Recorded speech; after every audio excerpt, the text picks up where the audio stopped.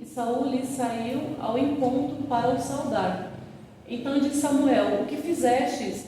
Disse Saul: porquanto via que o povo se espalhava de junto de mim, e tu não vinhas nos dias atrasados, e os filisteus já se tinham ajuntado a Miquimás. E eu disse: agora descerão os filisteus contra mim em Gigal. Sabemos ali que Saul, ele estava esperando, né, ali Samuel 7 dias, mas aí o povo começou a se dispersar dele, então ele acabou oferecendo o holocausto ao Senhor. Aleluias. E ali, depois que ele ofereceu o holocausto, Samuel chega. Ele pergunta: Saul, o que você fez? E ali Saul fala: o povo já estava se dispersando, né? Filisteu já estava a caminho, então eu acabei oferecendo o holocausto ao Senhor. Aleluia. Não é diferente nas nossas vidas, né, irmão? Às vezes o Senhor pede para a gente esperar algo, e às vezes a gente não espera, a gente ali fica todo afobado, tipo, já acaba fazendo sem Deus ter ordenado, né? Mas que nessa manhã a gente vinha esperar o tempo certo, né? Aleluias. E ali ele acabou desobedecendo a Deus, que a gente vinha obedecer ao Senhor, tem um tempo para tudo, né? E a gente vinha fazer a vontade do Senhor. Amém. No primeiro dia da semana, Maria Madalena foi ao sepulcro de madrugada, sendo ainda escuro, e viu a pedra tirada do sepulcro. Correu, pois, e foi a Simão Pedro e a outro discípulo, a quem Jesus amava, e disse-lhes: levaram o Senhor do sepulcro, e não sabemos onde puseram. Então Pedro saiu com o outro discípulo e foram ao sepulcro. E os dois corriam juntos, mas o outro discípulo correu mais apressadamente do que Pedro, e chegou primeiro, e abaixando-se viu no chão os lençóis, todavia não entrou. Chegou, pois, Simão Pedro,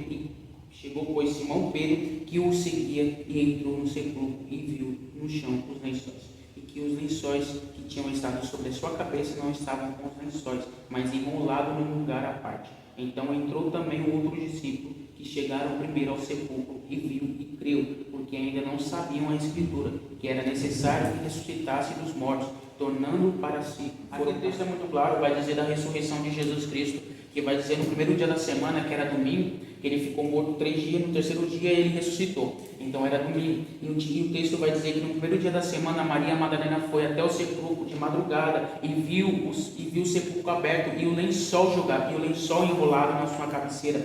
Então ela vai até o discípulo Pedro e vai dizer que roubaram o corpo do mestre, só que não tinha roubado o corpo do mestre, o mestre já havia ressuscitado. Então Pedro vai correr junto com aquele que Jesus amava, que era João, só que João vai correr mais apressadamente e vai chegar primeiro. Só que o que me chama a atenção nesse texto é que João não vai entrar no túmulo, João vai ficar observando de fora, e Pedro, que estava atrás, vai chegar e vai diretamente para o túmulo, e vai diretamente entrar no túmulo, e Pedro vai ver os lençóis enrolados na cabeceira onde havia Jesus. O que me chama a atenção nesse texto é João, que não entrou. Às vezes a gente não entramos na casa do Senhor por falta de crer, por falta de ter fé por falta de ter fé naquilo que vai acontecer. Então Pedro, ele não precisou esperar do lado de fora, ele já entrou crendo, ele já entrou tendo fé que Jesus havia ressuscitado. E João não, João precisou entrar, ver os lençóis, ver o que havia acontecido para depois ele crer. Quantas pessoas não é assim? Ao invés de entrar crendo, não, ele vai ficar do lado de fora observando o irmão, o que vai acontecer na vida do irmão, para depois crer. Às vezes na nossa vida a gente precisamos entrar de cabeça erguida, já crendo que vai acontecer, já crendo que vai haver um milagre. E o texto vai dizer que vai vir outra Maria Madalena chorando do lado de fora, junto ao sepulcro. Ela vai ver anjos, e anjo vai perguntar para ela: por que choras? Não, porque buscar vivente entre os mortos. Ela vai dizer: porque levaram o meu Senhor. E ela voltando para trás, o Senhor Jesus vai aparecer. Às vezes na nossa vida a falta de crer é especificamente para a gente continuar, porque se ela tivesse crido que o Senhor Jesus foi ressuscitado, ela não teria voltado para trás, mas ela teria crido, e ela teria tendo fé que ele foi ressuscitado e tendo continuado a sua caminhada. E às vezes na nossa vida não é diferente. Para a gente continuar, a gente precisamos ter fé. Para a gente continuar, a gente precisamos crer. Para a gente continuar na frente, a gente precisamos continuar crendo no Senhor Jesus. Para ela continuar indo para frente, ela precisava ver o Senhor Jesus. Era necessário o Senhor Jesus aparecer para ela continuar a caminhada. Mas na nossa vida às vezes é diferente. Às vezes a gente buscamos o Senhor, às vezes a gente buscamos, se dedicamos na presença, não vemos o Senhor. Por quê? Porque nós não cremos, nós não temos fé. Então é necessário a gente ter fé, é necessário a gente crer nesta manhã para que algo na nossa vida aconteça, para que algo extraordinário na nossa vida venha a acontecer. Amém? Então tenha fé e creia no nome do Senhor Jesus Cristo que vai acontecer algo extraordinário na nossa vida. Capítulo 16 e 17, que vai falar sobre quando Davi ele é ungido, né? E quando o profeta Samuel chega na casa de Jessé, ele encontra com o filho, o mais velho, primogênito, e ele acha que é ele. Porque ele olhou pela aparência, pela estatura, por ele ser o primogênito da casa, mas Deus ele fala, versículo 6, capítulo 16, versículo 6. E sucedeu que entrando eles, viu a Eliabe e disse, certamente está perante o Senhor, o seu ungido.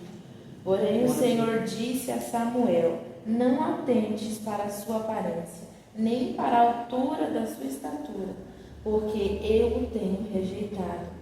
Porque o Senhor não vê como homem. Glória a Deus, aleluia. Pois o homem vê o que está diante dos seus olhos. Porém o Senhor olha para o coração. Aleluia. E aí Jessé faz uma filha e passa os seus 7 filhos na frente de Samuel e não é nenhum deles. E Deus rejeitando a todos no coração de Samuel. E aí ele vai falar assim, tem mais um? Tem o meu menor, que ele está lá no campo. Então, assim, eu não sei a forma que a gente chegou aqui, e essa palavra foi de encontro ao meu coração. Deus sabe das minhas batalhas, e muitas vezes eu falo, Senhor, manda outro. Tem tantos melhores, tem que cantar mais, tem que pregar mais, por que eu? Mas o Senhor, Ele não vê a nossa aparência, Ele não vê o nosso talento, Ele não vê o quão bom nós somos, Ele vê o nosso coração. Aleluia, Deus. E Deus nessa manhã, Ele quer corações dispostos, porque quando estamos disponíveis a fazer Deus Ele habilita, Deus Ele nos usa nas nossas dificuldades. E Davi era o único que estava no campo. Mesmo Davi não sendo melhor, ele sendo inferior na visão do homem aos outros, ele era o que estava trabalhando, era o que estava pastoreando, era o que estava com a mão no arado, enquanto os outros estavam dentro de casa. Então Deus ele só quer que você ponha a mão no arado. Quando colocamos a mão no arado, Deus ele nos chama segundo a humildade do nosso coração. E eu quero cantar um hino, só agradecendo a Deus e dizendo como somos totalmente dependentes dele.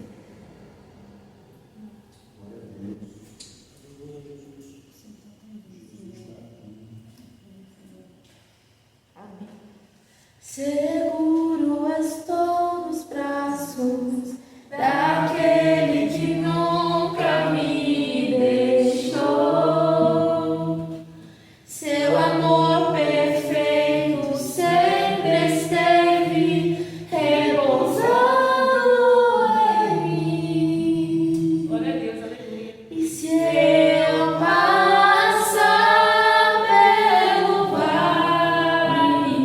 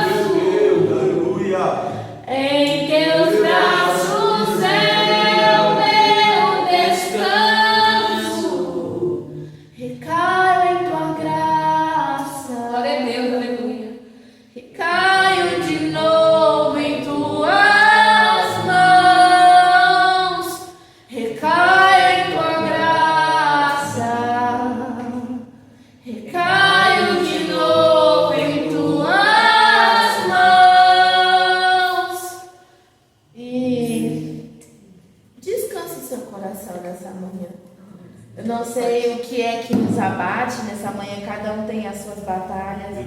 Mas assim, você pode pensar, mas Deus, eu estou aqui, estou pastoreando as ovelhas, estou com as mãos no arado e eu não estou vendo resultado. Eu não sou honrado na minha casa, assim como o Davi também não era honrado. O pai nem se lembrava do seu filho, passou todos porque achavam que aqueles eram dignos de ser ungido. Ele não tinha reconhecimento da sua própria casa.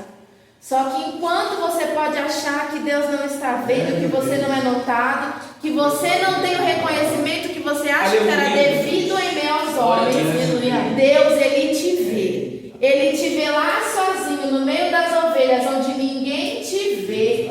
Ele te vê. Então descansa, porque você está seguro nos braços dele, você está na palma das mãos dele. Isaías 49 vai dizer que ainda que sua mãe, que uma mãe que ainda amamente o seu filho, esqueça dele, eu todavia não me esquecerei, eu não me esquecerei, porque o teu nome está gravado na palma das minhas mãos e os seus muros estão continuamente perante mim. O que ele está dizendo? Pode ser que ninguém te vê, pode ser que você pense que mais te ama, não te ame, não te honra, não te reconheça, mas eu te reconheço.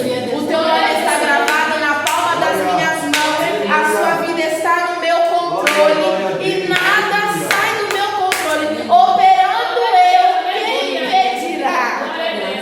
Então descansa, a sua proteção está tudo perante o Senhor. Glória a Deus. Então essa noite a palavra de hoje é descansa o seu coração. Recaia na presença dele, descansa nos braços dele, porque o mais ele fará. Não é sobre quantidade de pessoas, mas a palavra de Deus fala que onde estiver 2 ou 3 reunidos no nome dele, ali ele se fará presente.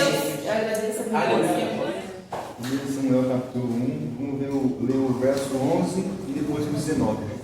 O 11 diz assim: E ela fez um voto e disse: Ó Senhor dos exércitos, se tu verdadeiramente atentares para a aflição da tua serva, e de mim te lembrares, e não te esquecereis da tua serva, mas desejares conceder à tua serva um menino, então eu darei ao Senhor todos os dias da sua vida, e nenhuma navalha virá sobre sua cabeça.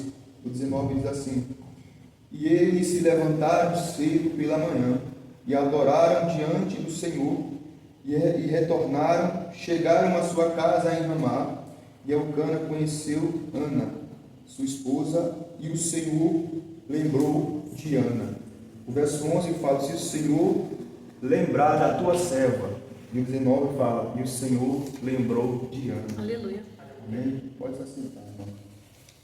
Glória a Deus, aleluia. Amém. Estamos diante de um texto bastante conhecido. Nós vamos ver aqui que Ana é alguém que é estéril, porque Deus fechou a madre dela. E temos uma mulher também chamada Penina, que é uma mulher que tem filhos. Então há duas coisas diferentes aqui. Primeiro, tem uma mulher que dá resultado e tem outra que não dá resultado. Só que não é sobre resultado, é sobre o que ela carrega. Então Penina é alguém que dá resultado, que dá frutos, dá resultado, e Ana é alguém que não dá resultado. Penina tem filhos e Ana não tem. Imagina Penina dizendo assim: eu tenho um filho que você não tem, eu tenho resultado que você não tem. As pessoas veem resultado em mim, mas você não vê. Mas não é sobre resultado, é sobre o que está na vida de Ana. Porque Penina pode ter filhos, pode ter resultado, mas não tem o que Ana tem. Ana não tem resultado, não tem filho, mas Ana tem o que Penina não tem, o que? A presença de Jesus. E uma coisa que é melhor do que resultado é a presença de Jesus. Ana, ela fica frustrada, por quê? Porque todo mundo, e aí principalmente a adversária dela, que é Penina, está provocando ela, dizendo assim: você não tem como conceder filhos, pois eu tenho. Por quê? Porque Elcana é esposa de duas mulheres. Então ela começa a zombar na cara dela, a falar na cara dela, dizendo assim: eu tenho filho, nós temos filhos, você não tem. Era como se fosse um menosprezo no meio de uma família. Só que Ana, ela identifica o quê? Que melhor do que alguém está me zombando, eu vou para a persistência e vou para a oração. Aleluia. Aqui, irmão, no verso 8 do capítulo 1, Ana, Elcana e Penina estão todo mundo sentado na mesa. Olha que coisa interessante, todo mundo sentado na mesa, no verso 8. Está todo mundo sentado na mesa para comer. Só que Ana come e se levanta, e Elcana começa a observar por que ela está se levantando. E percebe que ela está frustrada e está afligida de alma. E ela começa a orar ao Senhor. E Elcana começa a perceber que seus lábios estão se mexendo, porém a voz não aparece, não escuta a voz dela. Só o coração que está em oração, mas a voz não aparece mais. Ela está orando ao Senhor e seus lábios estão mexendo. E Elcana está dizendo assim: acho que ela está embriagada, acho que ela está louca, mas na verdade não. É que ela entendeu uma coisa: que a oração melhor não vem só de boca para fora, vem do coração. Ana começa a orar e, mediante dessa oração, ela faz um voto. É aqui que eu quero chegar. Ela faz um voto dizendo assim: Senhor, se tu verdadeiramente atenta para a minha aflição, lembra da tua serva. E olha que coisa interessante, no verso 19, todo mundo vão para casa, levanta pela manhã cedo, vão para o templo, vamos orar, vamos buscar. E o Senhor vai dizer assim, e a Bíblia vai dizer assim: e o Senhor lembrou-se de Ana. O verso 20 vai dizer: portanto sucedeu que quando chegou o tempo, olha que coisa interessante, quando chegou o tempo, Ana deu filho. Sabe o que eu quero dizer uma coisa para você? É que a persistência chegará a muitos lugares, mas a humildade chegará mais do que a persistência. Ana começa a orar, pedindo um filho para Deus, só que Deus quer um profeta. Então nem tudo que a gente pedimos está no propósito de Deus. Porque Deus lembrou de Ana, porque Ana fez um voto, através do voto dela por causa da oração. Porque no final ela falou assim: ó, se o Senhor me der um filho, vai ser teu. Aí Deus atentou a oração. Quando nós pedimos para Deus e colocamos no altar, Deus fala: é aqui que eu vou se levantar do trono. Foi aqui que Deus se levantou do trono, porque Ele falou assim: Deus, se o Senhor lembrar da tua serva e a tua serva conceder um filho, eu te darei, e será teu, todos os dias no teu altar. Aí Deus atentou. Ao verso 9 fala assim: aí o Senhor lembrou de Ana, por causa do voto da oração que ela fez. Por quê? Porque o voto foi sincero. Então Deus olhando para a situação do tempo, a apostasia. Então Deus falou assim: ó, já que ela me entregou, ela pediu um filho, e para esse filho está todo dia no altar, eu vou levantar ele como profeta, para acabar com a apostasia do tempo. Ela quer um filho para acabar a humilhação dela. Ela quer um filho para a humilhação dela ser acabada, mas Deus quer um profeta para acabar a apostasia dentro do tempo que estão fazendo. Então há diferença aqui. Ela quer um filho para acabar a humilhação. Só que tem data para a humilhação acabar. Mas quando a data da humilhação acabar, qual é o teu voto que você fez? Para antes a humilhação acabar e depois, sabe que você vai entregar no altar? Foi o que Ana fez. Senhor, eu quero um filho. Eu desejo um filho. Penina tem uma terra, ela é fértil, ela dá resultado, porém eu não dou. Qual é a diferença, meu Deus? Qual é a diferença disso aqui? Pois é, porque foi Deus que fechou a madre, ela não nasceu do mistério. Então, quando Deus fechou a madre dela, eu entendi uma coisa, que se Deus fechou a madre dela, ela tem que esperar. E foi falado aqui, tudo tem um tempo. Aí o verso 20 começa dizendo assim: ó, e quando chegou o tempo. Por quê? Porque tudo tem um tempo nessa vida. Porque sabe, Ana estava pedindo tanto. E é de fato, é claro que o texto revela. Só que o que me chama a atenção aqui no texto, irmão, o que me chama a atenção no texto aqui, é Ana na oração e no voto dela. Porque ela estava amargurada de alma. E a nossa maior oração, a nossa melhor oração, vem quando a nossa alma está frustrada. A nossa melhor oração é quando a nossa alma está abatida e angustiada. Por quê? Porque enquanto a gente vai orar, as lágrimas começam a correr no rosto. E sabe por que eu falo isso? Tantas pessoas que oram já não choram mais.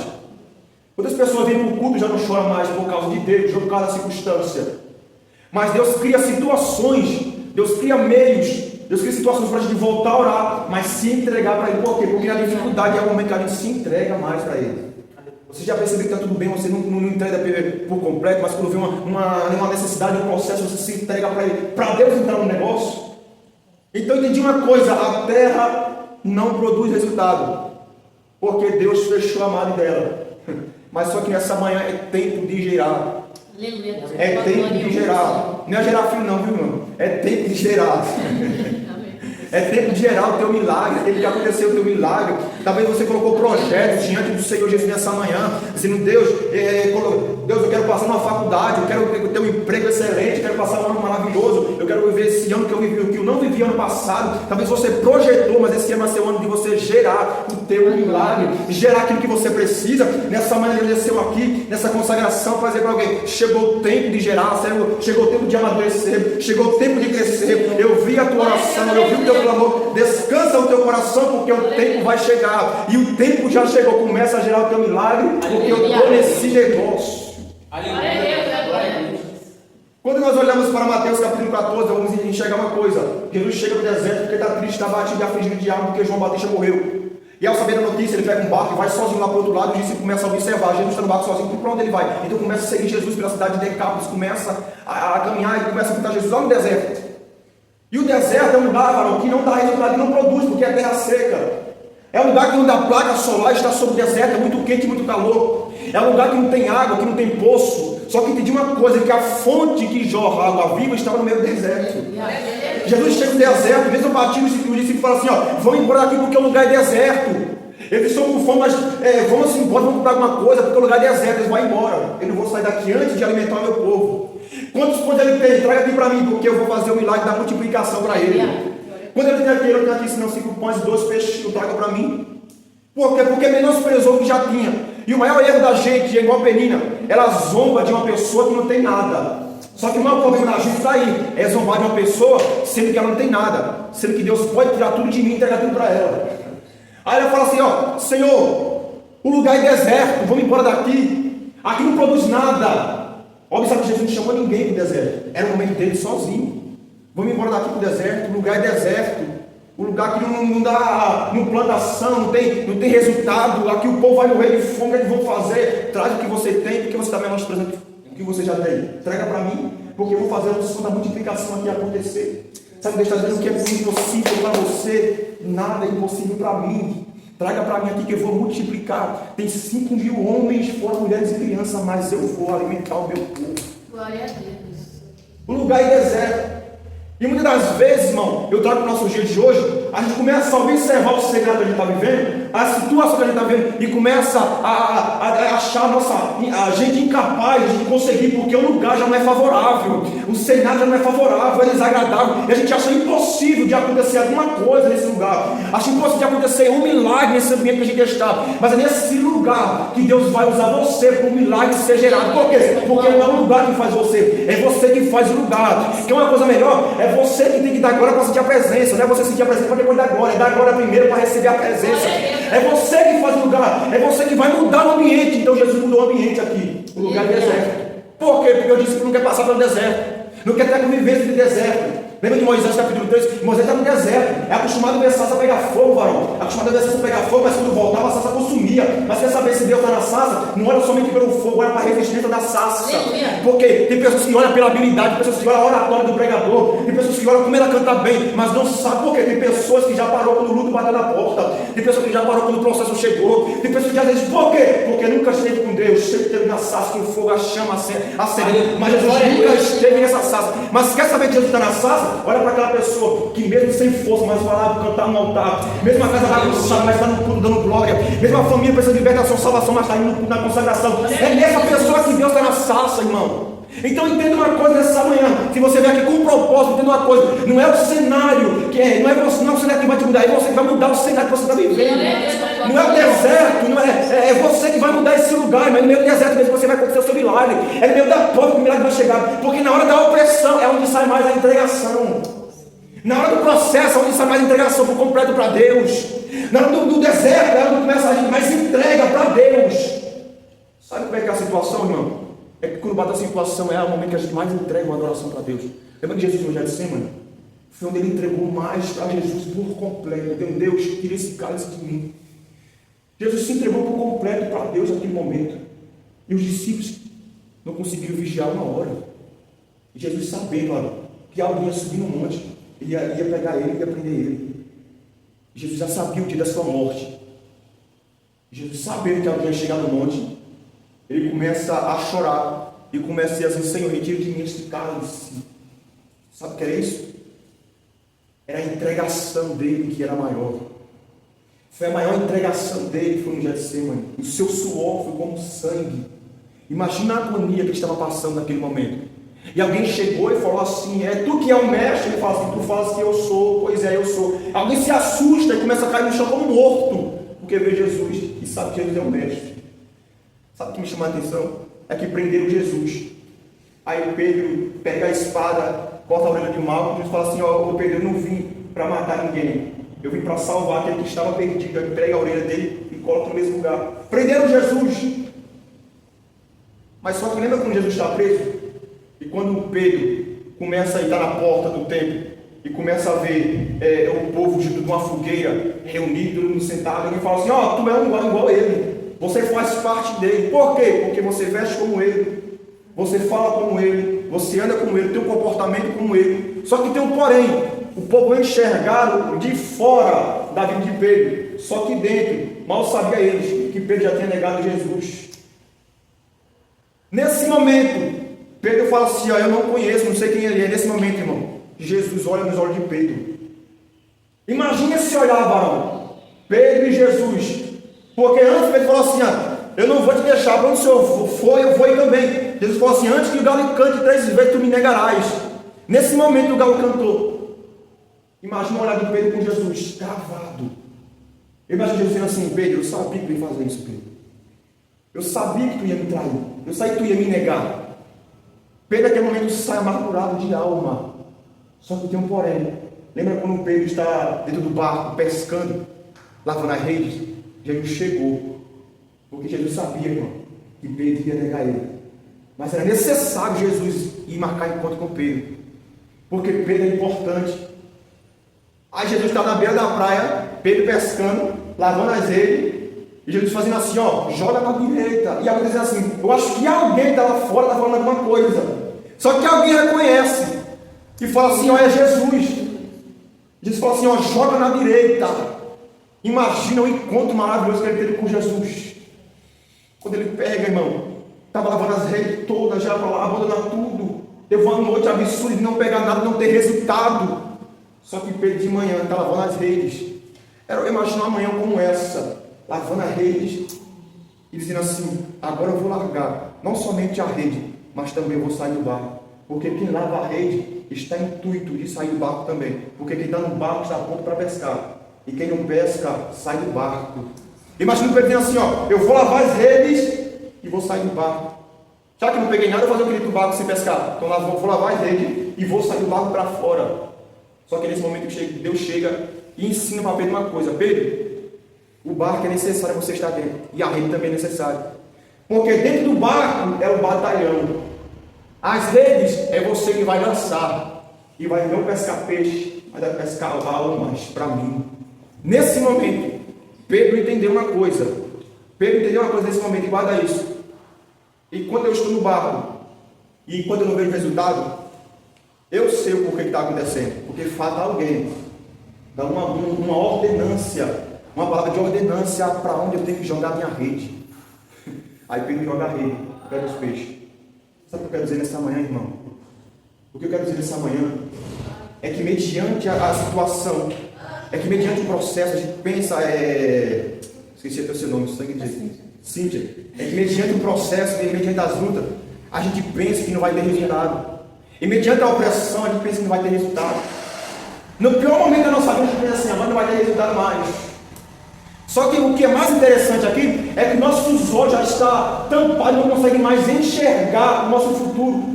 Lembra de ali na caverna? Porque a caverna, ela coloca limite para o meu futuro, para a minha visão. A caverna, ela coloca limite para o propósito de Deus ser cumprido na minha vida. Deus fala assim: Elias, sai da caverna. Observe o texto. Deus manda ele sair da caverna, mas tem que sair da caverna para ele mostrar o processo. Para ele falar com ele, ele fala assim: ó, Elias, sai da caverna, só isso. Era dizendo assim: ó, eu só vou entregar algo para ti só quando você sai da caverna. Elias, sai da caverna, porque na caverna você coloca limite na sua visão. Na caverna, o meu propósito é limitado para ser cumprido na tua vida. Mas enquanto você ficar aí, vai ficar tudo paralisado. Mas eu te dou uma ordem: sai da caverna. Quando ele sai da caverna, ele dá a ordem: sai daí, vai para a sareba. Uma mulher precisa dentro da casa. E tu precisa, Elias, chegar naquela casa para fazer um milagre, porque o filho dela está vivo, mas vai morrer. E você vai ser uma ponte de vida para aquela pessoa. Porque caverna limita. Caverna tampa a sua visão.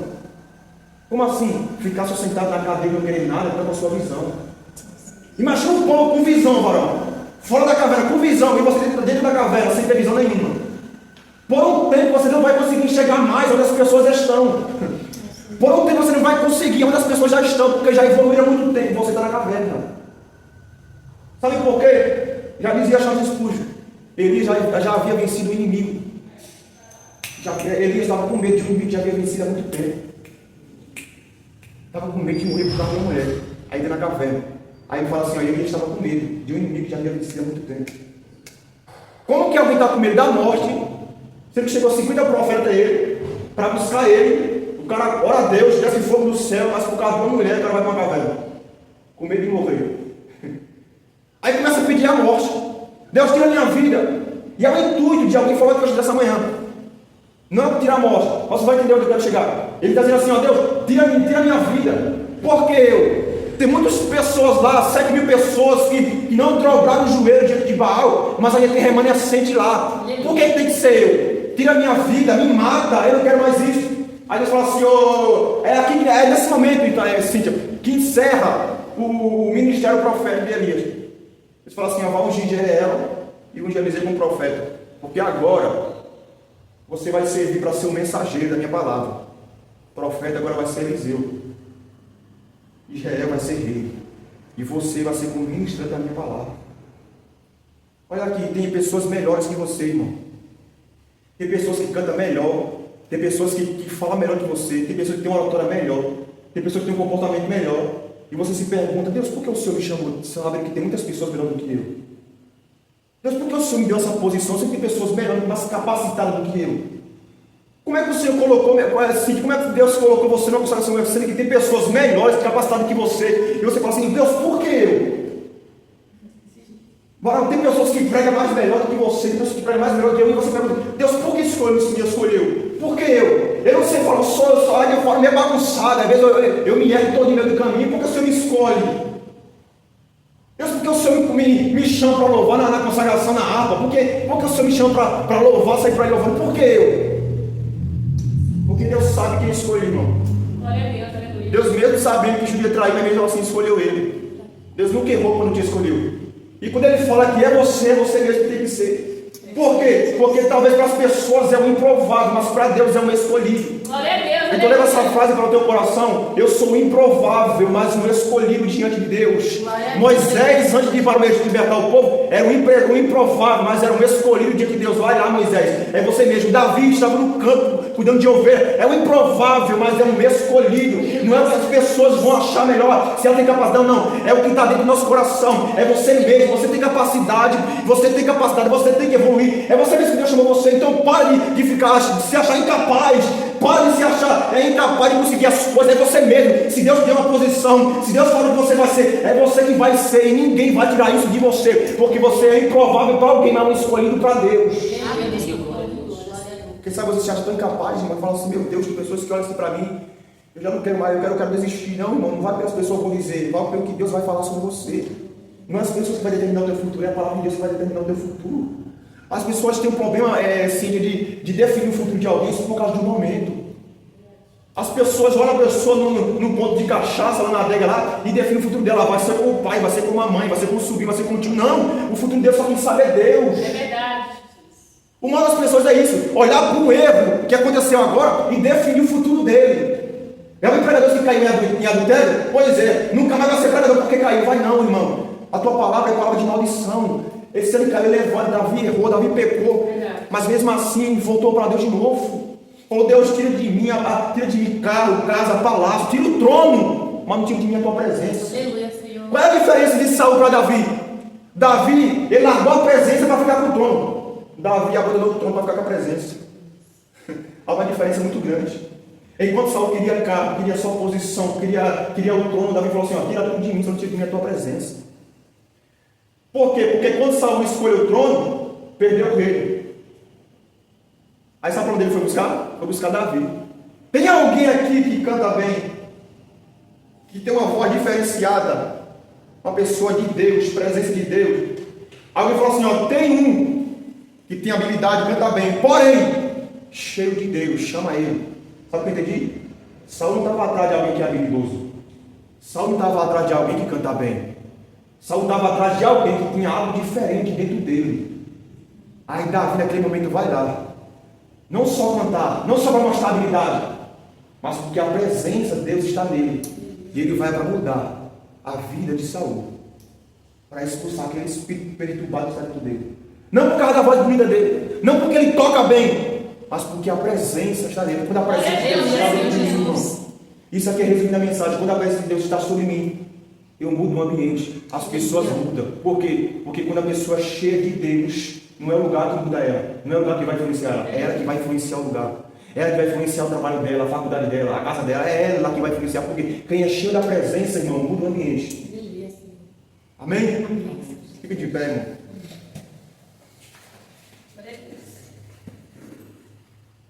Vamos orar ao Senhor. Acho que já passei até 2 horas. O verso 11 fala: lembra-te da tua serva. E o 19 fala: e o Senhor lembrou-se de Ana. Só que antes de lembrar da tua serva, ela fez um voto. Quando o voto ele é feito de forma correta, porque a Bíblia fala que se você for fazer um voto para Deus e não cumprir, melhor que não faça. Mas ela foi diferente, ela fez o voto e cumpriu o voto dela. Deus deu. Ela falou assim: é teu, Senhor. O Senhor me deu, mas é teu. Vai ser na tua casa todos os dias. Porque eu pedi ao Senhor. E eu estou devolvendo ao Senhor no altar. Porque o Senhor me deu, mas é teu. E tudo que eu tenho não é meu, é teu também. Então nessa manhã, eu não sei qual foi o propósito que você chegou aqui nessa manhã, irmão. Eu não sei qual é o propósito, qual foi o jejum que você fez, o propósito, em prol de alguma coisa. Mas nessa manhã, se você ter, eu creio que há maravilha no meu de voz, eu creio que há milagre que vai chegar na nossa vida, eu creio que é um tempo de gerar na nossa vida, é um ano de gerar milagre, de gerar coisas que você não viveu no passado, que você consiga este ano, comece a viver o sobrenatural de Deus, viver algo novo de Deus, algo sobrenatural de Deus, um destravar nossa vida espiritual, sentimental, emocional, é um destravar, irmão. Então nessa manhã, recebe essa chave para você na sua área espiritual, sentimental, para que você não possa viver o que você viveu no passado, mas que você possa ver esse ano, um ano de libertação, livre para adorar Jesus. Aleluia, na sua vida espiritual possa reacender, possa se erguer de novo, possa sentir a presença de Deus onde você for, possa ajudar pessoas que param no meio do caminho. É você mesmo que vai ser esse canal de Deus, essa ponte para a vida de alguém, em nome de Jesus, amém? Eu agradeço a minha oportunidade em nome de Jesus nessa manhã. Deus abençoe.